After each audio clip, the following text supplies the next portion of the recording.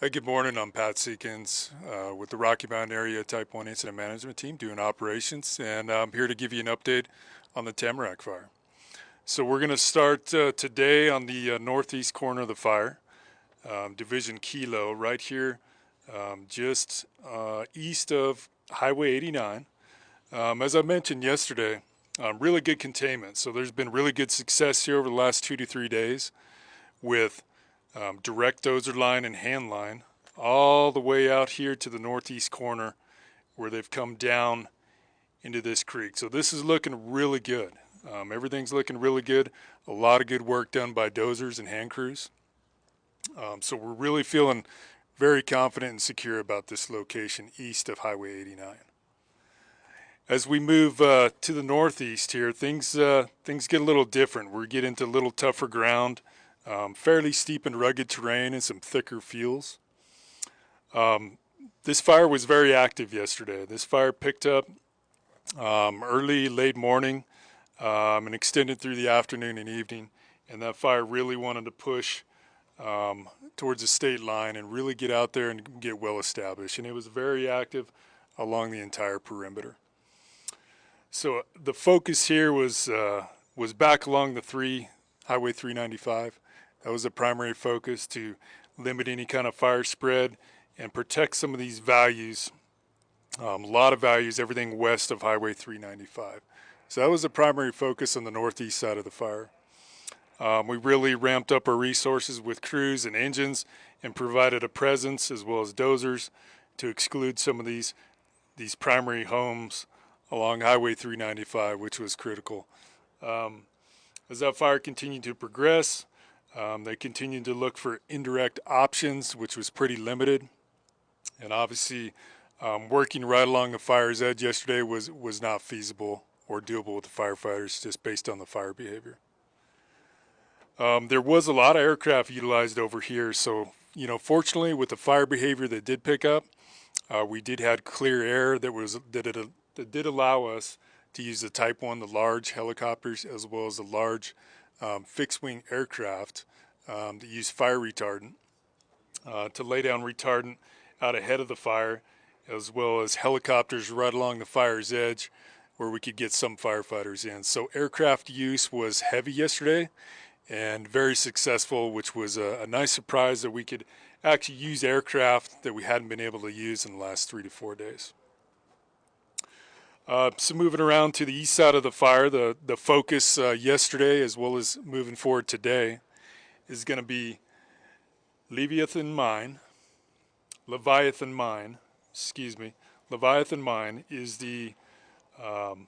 there's going to be some folks in there today that are going to protect some of those structures. So we're going to move out and focus on some of these values at risk in here, as well as looking for indirect options a little further out away from the fire's edge based on fire behavior. Sliding down to the southeast here, right along the fire's edge. Once again, yesterday things were very active as far as fire behavior goes. So firefighters, once again, were looking further out, looking for better options, and we were still having a difficult time finding better options based on the fire behavior, and they were more focused on the values at risk on Leviathan Mine, as well as all along the 395 corridor. So once again, this was a high priority yesterday for our folks on the ground, as well as the aircraft. Sliding southeast into Division Tango, we get into some really steep, rugged terrain in here. We do not have any crews in place here. This was monitored by aircraft. This was fairly active yesterday as far as fire behavior, but no real concerns or values as we move to the south and east.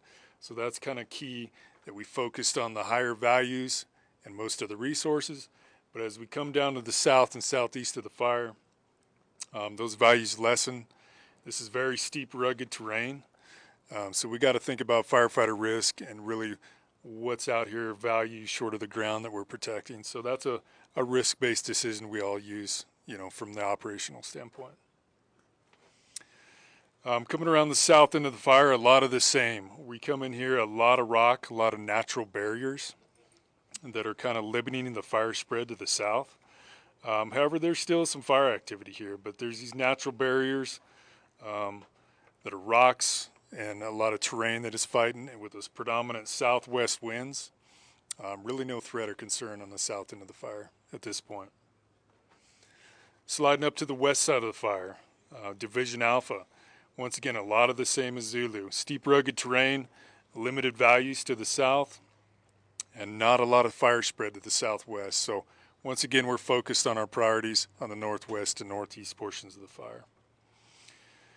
As we come around to the west side here, we move into Division Foxtrot, where this becomes a critical piece of line to limit fire spread to the west and also to the north towards Highway 88. So most of our resources right here are focused on this high priority area west of Highway 89. We have an indirect line that goes all the way down to 88. And those crews are really focused on keeping that fire west of 89 and then this indirect line, and obviously keeping the fire south of 88. So once again, I will clarify, there is no fire north of Highway 88 as we speak right now. That fire is hung up here. It is slowly moving towards Highway 88. We have multiple firefighters protecting these values south of 88, and that'll be the primary focus today moving forward. So a high priority area here. As this fire moves down, there'll be firefighters moving down along with it and putting a little fire down as needed. But this is going to be a primary focus throughout today and throughout night shift. In and around Woodfords, everything on the west side of Woodfords is a primary holding feature that'll be the primary focus today and through night shift. We have a structure group established, and I'd like to mention structure group. We do have some folks that'll be a high priority in Mesa Vista, assessing structures, coming up with a structure protection plan, just in the event things continue to move to the northeast. We have a structure group focused in Woodfords that'll continue to have a high presence. We have that same structure group with a high presence here in Markleyville. Okay, that'll be a primary focus still. Even though the fire is burned around here, there's still some containment that we need to continue to secure that edge and make sure we don't get surprised. So we do have a high presence of engines and firefighters in and around Markleyville, and that'll continue through day shift and night shift. We do have a presence here in Grover Hot Springs to the west. So this will be their focus of patrols and monitoring from Grover Hot Springs to Markleyville up to Woodfords, and of course a high presence in Mesa Vista. And then we also have a separate structure group that's really focused on these high values along Highway 395 that runs all the way down just west of Holbrook. Okay, so that'll be a primary focus once again for that group. And then one other value at risk at Leviathan Mine. We will protect those structures too.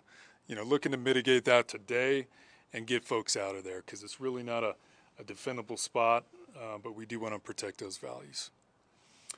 We are staffing this fire 24 hours a day once again, so night shift will be a heavy presence in and around Markleyville, Woodfords, and Highway 395, as well as our high priority, the backing fire here that's backing down into just west of Woodfords. And once again, I'll mention aircraft use will continue, and we expect the aircraft use to be heavy and often where we can be successful and utilize those aircraft with the good clean air that we have. We're going to take full advantage and be aggressive where we can be successful. And that's where we're at.